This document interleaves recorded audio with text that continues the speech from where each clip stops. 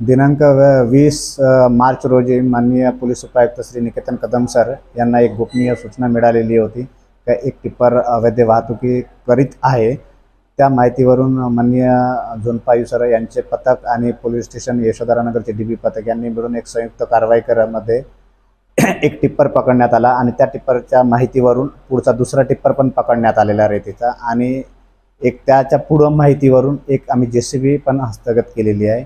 मिळून 3 वाहनं जप्त करण्यात आलेले आहे आणि त्याच्यामध्ये मिळालेली रेती असा मिळून साधारणतः 50,36,00,000चा मुद्देमाल हस्तगत करण्यात आलेला आहे।